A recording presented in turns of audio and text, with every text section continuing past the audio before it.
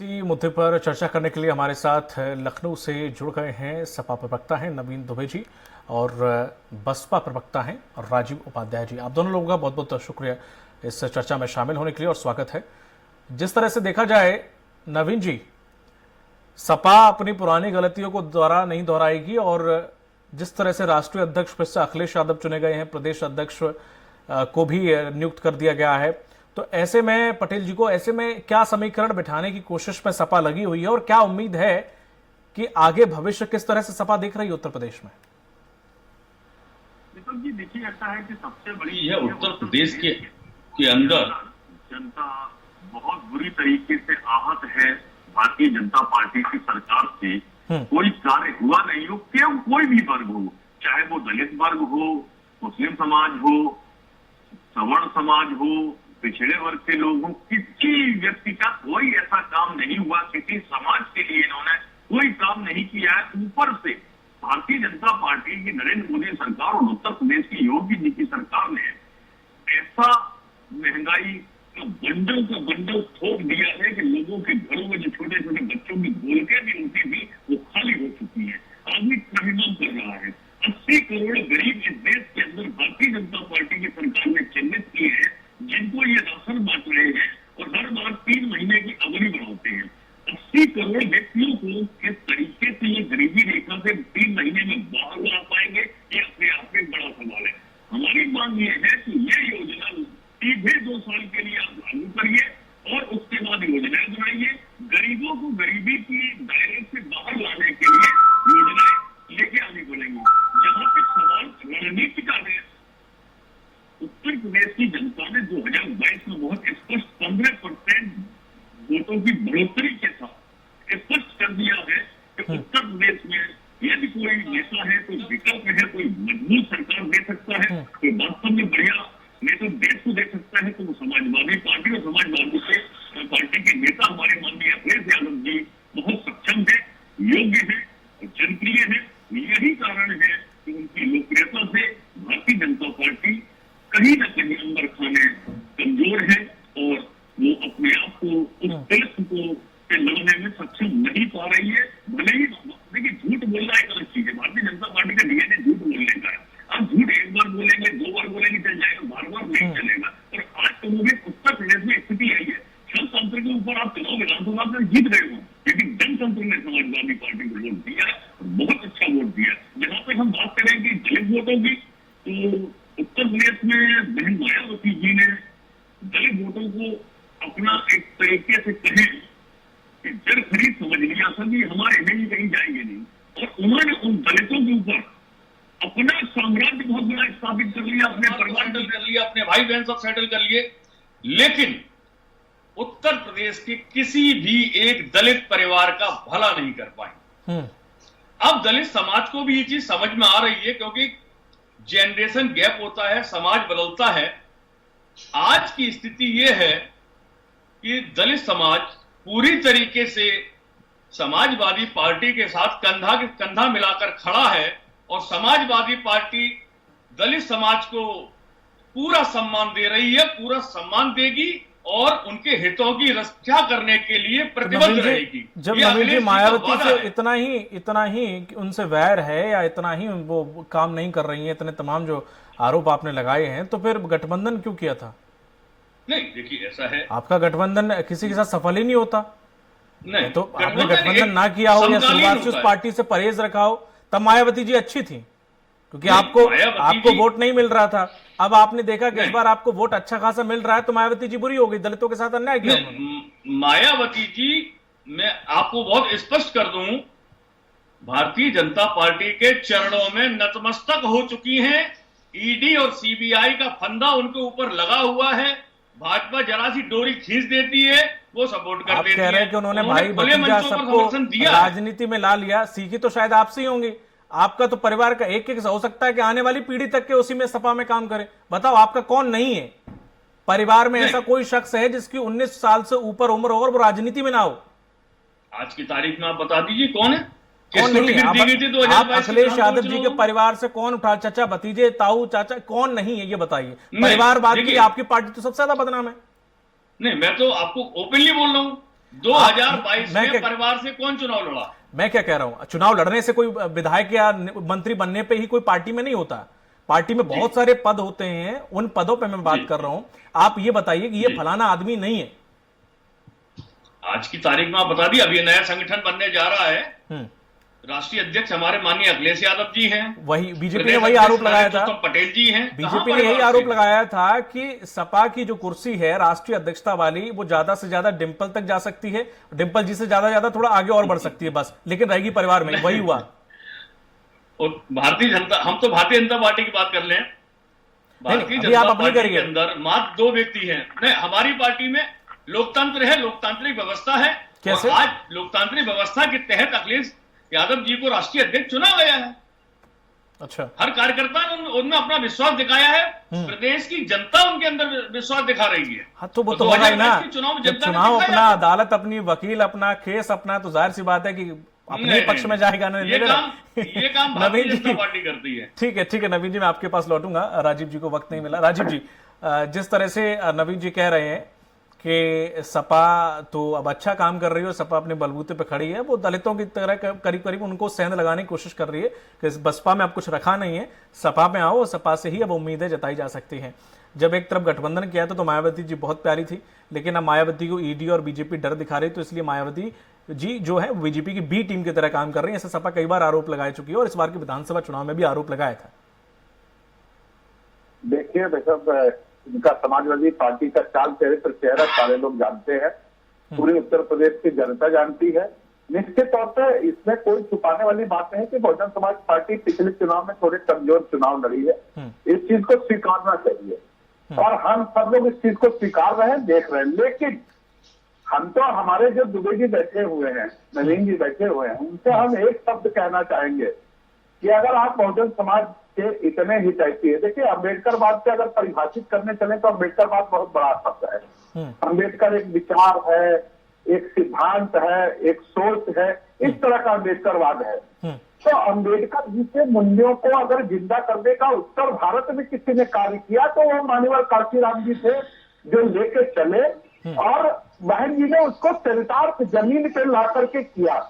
Samajwadi party के भाई बताएंगे कि अम्बेडकर जी की जो मूर्तियां लगती है, बहन जी की जो मूर्तियां लगती है या किसी अन्य की मूर्तियां, जो अम्बेडकरवादी सोच की मूर्तियां या पार्क बनते हैं, तो उन पर टिप्पणी करने से ये कहीं कुरेज नहीं करते।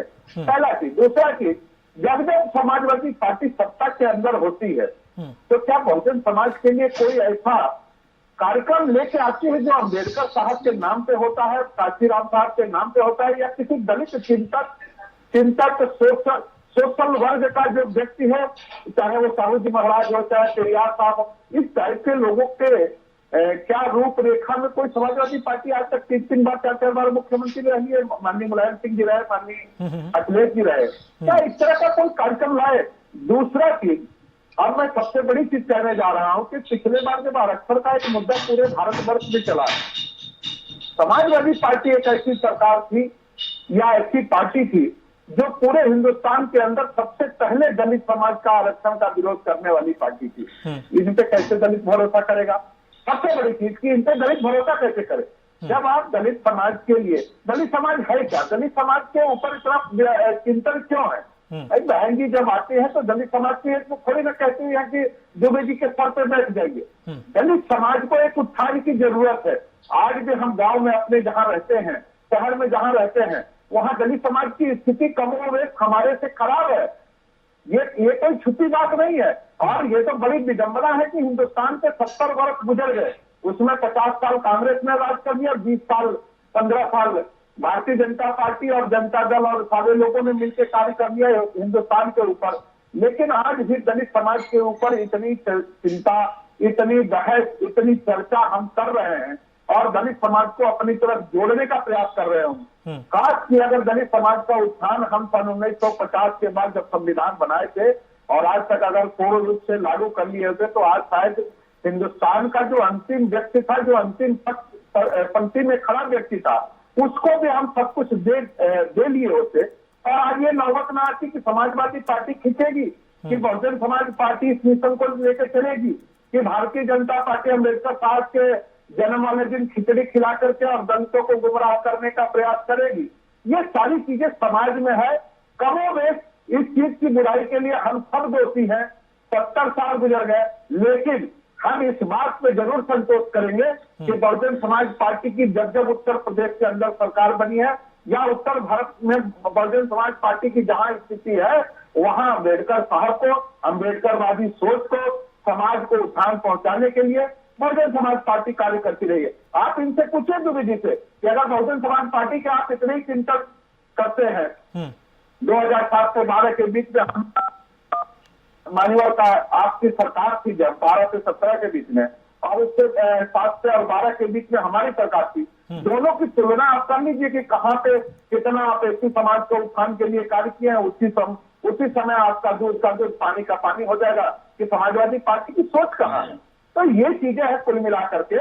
और सबसे बड़ी चीज की अम्बेडकर साहब के बारे में अगर हम बात करें, अगर हम सोचें, तो ये केवल ना सोचे कि नहीं हम इसको सत्ता से जोड़ करके देखें। सत्ता से जोड़ करके देखने में कांग्रेस ने 55 साल लगा दिया, 20 साल भारतीय जनता पार्टी जनता दलों ने लगाया, और न जाने कितने साल लगा देंगे, तब भी हम यही चर्चा अम्बेडकरवाद और अम्बेडकर जी की चर्चा करते रहेंगे। ये हमारी जो बहुजन समाज पार्टी की अपनी सोच है। और बहुजन समाज पार्टी जब जब उत्तर प्रदेश के अंदर सत्ता में आई, तब तक बहुजन समाज के लिए, बहुजन समाज के उत्थान के लिए, उनके बहुजन समाज की जो सोच है, उनके जो प्रेरणा स्रोत हों, चाहे साहू जी महाराज हों, चाहे पेरियार साहब हों, चाहे सावित्रीबाई फुले हों, चाहे अम्बेडकर साहब हों, उनकी मूर्तियां ही नहीं लगाया, उनके नाम पे गांवों में विकास किया, शहरों में विकास किया। आपको याद होगा, शहर में कभी भी गरीबों को, दलितों को, वंचितों को, शोषितों को मकान नहीं मिलता था, लेकिन ये उत्तर प्रदेश के 75 जनपदों के अंदर मान्यवर काशीराम योजना के तहत बहन जी आई, सीमित साधनों में, सीमित पैसे में।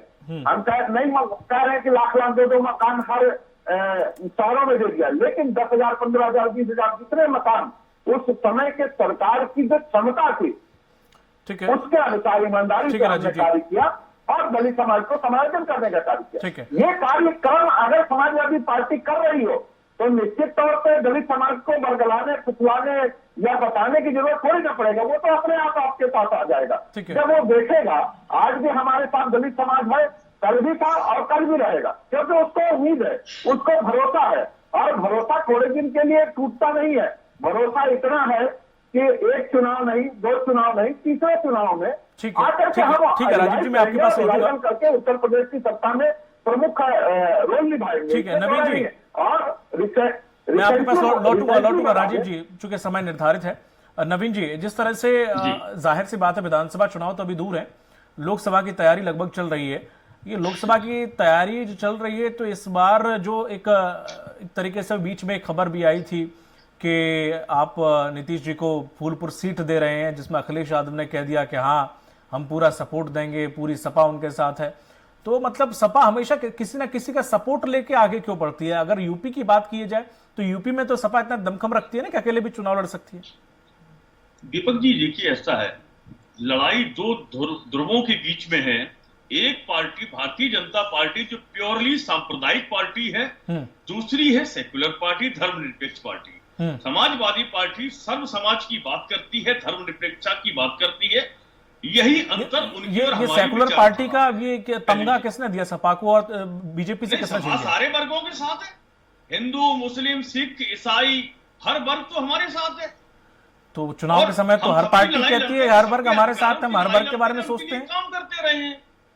पहली चीज। दूसरी चीज, आदरणीय राजीव उपाध्याय जी अभी जो बात कह रहे थे, वो काशीराम जी का उल्लेख कर रहे थे। मैं माननीय काशीराम जी के बारे में बताना चाहता हूं, वो पहली बार सांसद जब बने थे तो माननीय मुलायम सिंह जी के सहयोग से इटावा से सांसद बने थे, जो इटावा मुलायम सिंह यादव जी का गढ़ कहा जाता है, ये भूल जाते हैं।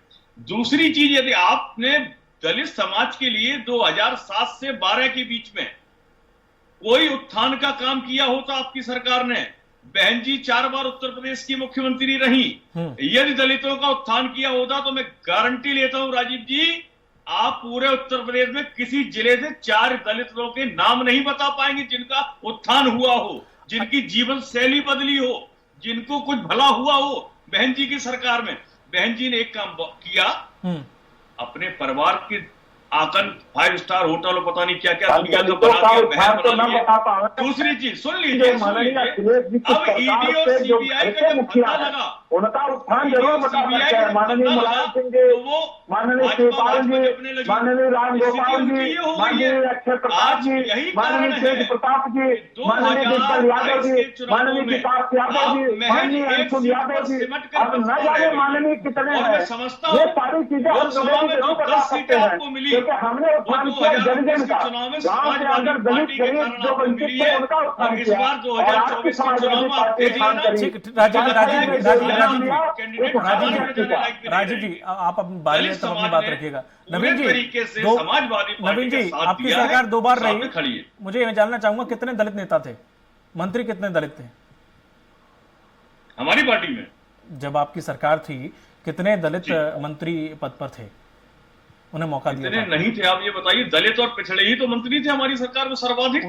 उदाहरण के तौर पे आप मुझे डिटेल तो नहीं निकाल पता, लीजिए। आप बता दीजिए। नहीं, किसका नाम बता दें? कुछ भी नाम बता दीजिए कि हाँ ये दलित वर्ग थे, हमने फलाना विभाग इन्हें दिया था। एक लंबी चौड़ी फेहरिस्त है साहब, बहुत लंबी चौड़ी फेहरिस्त है। तमाम दलित मंत्री रहे हैं, विधायक रहे हैं हमारी पार्टी से। वर्तमान में भी तमाम दलित समाज से लोग विधायक हैं हमारी पार्टी में। ये कैसे आप आरोप लगा सकते हैं कि हमने दलितों को मैंने आरोप बराबर कहाँ का लगाया? स्थान नहीं दिया, या मैंने उनको आपसे टिकटें सिर्फ नहीं इतना दी हैं, पूछा कि या उनको कितने विधायक थे, नहीं मैंने बनाया। कोई आरोप नहीं लगाया आप पे, मैंने तो हमने सिर्फ तो सवाल दलितों किया पिछड़ों कितने के लिए थे। काम किया है और बराबर करते रहिए। और जैसा कि अभी आपने कहा कि राजीव जी बताएं कि किन दलितों का काम हुआ, आप बताएं कि अच्छा कितने दलितों का उत्थान और किस प्रकार से किया गया जब आपकी सरकार थी? नहीं, हमारी सरकार ने लैपटॉप बांटे, अच्छा, सभी वर्गों को बांटे, कहीं कोई बाइफरकेशन नहीं किया, कहीं कोई भेदभाव नहीं किया, ईमानदारी के साथ काम किया। अच्छा, नहीं छात्रों लैपटॉप को बांटे, जो दलितों भी को उत्थान हो योजनाएं गया? थी, यश भारती पुरस्कार थे, सब समाज को दिए हैं। दलित कोई बांटे से उत्थान हो स्पेसिफिक गया? समाज उसमें नहीं था। दलित समाज के लिए बहुत सी योजनाएं अखिलेश जी ने चलाई थी। जैसे वही योजनाओं के लाभान्वित आज भी दलित समाज के बच्चे, चाहे वो साइकिल हो उनको मिली हो या उनको लैपटॉप मिले हो, आज वो आगे बढ़ रहे हैं। बड़ी तो खुशी की बात है। बहन जी की योजना कोई बता दीजिए जिससे दलित समाज के आगे बढ़ते हुए बच्चों को कोई लाभ मिलता? कोई लाभ नहीं मिला, कोई योजना ही नहीं थी। केवल अपनी मूर्तियां लगा के अपना महिमा मंडन कराना, यही तो किया उन्होंने। और जिसकी परिणति 2022 के चुनाव में दिखाई दी है कि आज भारतीय बहुजन समाज पार्टी की महज एक विधायक उत्तर प्रदेश की विधानसभा में मौजूद है। तो बड़ा साफ हुआ। क्यों हुआ? अगर इनकी नीतियां गलत होती, जनता समझ चुकी है, दलित समाज समझ चुका है कि उसको माया बहन जी ने तमाम बार इस्तेमाल किया है, छल कपट उसके साथ किया है, उसको धोखा देने का काम किया है। और ये दलित समाज की जो नई पीढ़ी है वो समझ रही है। यही कारण है कि समग्र दलित समाज सहित सर्व समाज आज समाजवादी पार्टी के साथ कंधे से कंधा मिलाकर खड़ा है। तो आपको भी शायद समझ गए, शायद इसलिए बीजेपी को जिताया 2 बार। नहीं, हाँ। किस चुनाव की बात कर रहे हैं आप? 2022 की विधानसभा चुनाव? विधानसभा चुनाव में मैं दीपक जी बहुत स्पष्ट कर देता हूं। हाँ। 2022 का जो चुनाव हुआ है, इसमें अगर आप हार जीत का अंतर एनालाइज करेंगे तो 100 सीटें ऐसी हैं जिसमें हार जीत का अंतर 1 लाख से भी कम है। और मैं आपको लेख दिलाना चाहता हूं, इन्होंने चुनाव आयोग ने एक स्कीम नई लॉन्च कर दी थी कि सीनियर सिटीजन दिव्यांगजन के वोट घर से कलेक्ट करके लाएंगे अधिकारी। बरेली के अंदर कूड़े की गाड़ियों में बैलेट बॉक्स पेपर मिल रहे थे। इन्होंने हार जीत, आप देखिए इतने छोटे छोटे अंतर से जो हार जीत हुई है वो इन्हीं बैलेट पेपर के कारण हुई है। यही छल कपट करके वो भाजपा ने सरकार बनाई है। जनता का जनादेश एक तरफा समाजवादी पार्टी के साथ था और जनता ने माननीय अखिलेश यादव जी में पूरा विश्वास जताया था। ये सबसे बड़ी चीज है और जनता समझ रही है। और यही कारण है कि आज भारतीय जनता पार्टी और उसकी सहयोगी बहुजन समाज पार्टी दोनों हाँफ रहे हैं। हालत खराब है इनकी कि कैसे टक्कर लेंगे हम समाजवादी पार्टी। समाजवादी पार्टी नई सपा है, नई हवा है के नारे के साथ आई है और ये चरितार्थ हो रहा है। बाई इलेक्शन की बात करें, देखने को मिलेगा। बाई इलेक्शन की बात करें तो चलो ठीक है, इलेक्शन की बात कर लीजिए, उसमें भी बता देता हूं आपको। आजमगढ़ ले लीजिए, आप रामपुर ले लीजिए। हाँ। वहां जो एक बड़ी आबादी के गांव हैं जहां 7,000, 8,000, 6,000 वोट है, आप चुनाव आयोग से डिटेल निकाल के देख लीजिए कितने वोट पड़े हैं। जहां 6,000 वोट की पोलिंग है वो 6 या 7 वोट पड़ रहे हैं। नवीन जी, प्रशासन वहां पूरा रोक दिया, नवीन जी, वालों को लाठीचार्ज कर दिया, मुकदमे हमारे नवीन जी, समाजवादी पार्टी एक के बार आप जेलों में बंद किया गया। अपनी सरकार का एनालिसिस करिए, आप बताइए, चुनाव आप अपनी सरकार का एनालिसिस करिए कि जब आपकी सरकार थी, कम से कम 40-50% वोट जब हो रहा है तो उन आपकी गांवों जब से सरकार थी, 6-7 वोट कैसे? आप तो चलो आपको घर द्वार की बात कर रहे हैं, ठीक है, घर वाली बात, चलो ठीक है, घर वाली बात में आप भी पीछे नहीं है कि परिवार वाले लोग, आप तो छोड़िए, आप तो जो यादव होता था ना, उसके भी आपको, जो यादव भी होता था पीछे यादव भी लगा हुआ ना, तो संविधान पे जो भरते हुए ना, मैंने तो जाकर देखा है खुद, तो वहां पर जितने भी संविदा में आपको यादव मिलेंगे, चाहे बस कंडक्टर ले लो, चाहे बस ड्राइवर ले लो, मतलब आपने इतनी ज्यादा फैसिलिटी, यादव पीछे लगाया तो कुछ भी जॉब मिलेगी आपको। और ये तो आपको बहुत बड़ा भर्ती, पुलिस भर्ती वाला मामला तो आपको बहुत अच्छे से ही पता है। नहीं, ये आपका अपना एक नजरिया हो सकता है, नहीं, नजरिया नहीं हो सकता है, कदापि नहीं हुआ है। ये मैं नहीं कह रहा हूं, ये मैं कुछ नहीं कह रहा हूं, ये मैं कुछ नहीं कह रहा हूं, वहां के लोग कह रहे हैं। कभी अब आप इटावा कहते हैं, आप इटावा आपका गढ़ है, कभी इटावा में आप जाए, झुग्गी जो बस्तियां हैं या वैसी बस्तियां हैं या मुस्लिम लोग रहते हैं, दलित लोग रहते हैं, कभी आपने जाके देखा वहां? चुनाव के समय मैं गया हूं वहां और मैंने लोगों का रिव्यू पूछा है। दीपक जी, वो पता क्या कहते हैं सर, कि जब अखिलेश यादव की सरकार थी, हम घर से निकलना मुश्किल हो गया था हमारा। अरे साहब, मैं रात को लड़की, सुबह लड़की हमारी घर जाती थी, शाम को वापस आएगी नहीं आएगी पता ही रहता था। मैं आपको बताई तो, मैं इटावा का ही मूल रहने वाला हूं, छहराहे का। तो आपको जाना चाहिए। बता दूं, नहीं, 2012 से 2017 के बीच में मैं ब्राह्मण समाज से आता हूं। रात हो दिन हो, कोई गांव हो, कहीं भी हो, महिलाएं भी जाती थी, परिवार के साथ भी हम जाते थे, हमने तो कभी ऐसा महसूस नहीं किया। ठीक है, आज तक ठीक है, हो सकता है आप सही हो, जनता गलत हो सकती है। उस समय में भाजपा में हुआ करता था। ठीक है नवीन जी, हो सकता है, मैं कह रहा हूं, हो सकता है आप सही हो, जनता गलत हो सकती है, मैं ये बात मानता हूं आपकी। चलिए, समय चूंकि समाप्त हो चुका है, इसलिए मैं अब आगे इस डिबेट को नहीं बढ़ा पाऊंगा। बहुत बहुत शुक्रिया नवीन जी आपका, राजीव जी आपका, इस चर्चा में शामिल होने के लिए। तो जिस तरह से अखिलेश यादव अब दलितों की तरफ झुके हुए हैं और दलितों को अपने पक्ष में करना चाह रहे हैं, क्योंकि आने वाला लोकसभा चुनाव है या विधानसभा चुनाव, बिना दलितों की गाड़ी पर सवार हुए कोई भी सरकार सत्ता में नहीं आ सकती है। ये अखिलेश यादव भली भांति समझ चुके, एक बार फिर से हुंकार भरी है। एक बार फिर से राष्ट्रीय अध्यक्ष बनने के बाद अब देखना यह होगा कि अखिलेश यादव कितनी अपनी पार्टी में जान फूंक पाते हैं और कितना कुछ कमाल दिखा पाते हैं। इस पर चर्चा में फिलहाल इतना ही, दीजिए इजाजत, नमस्कार।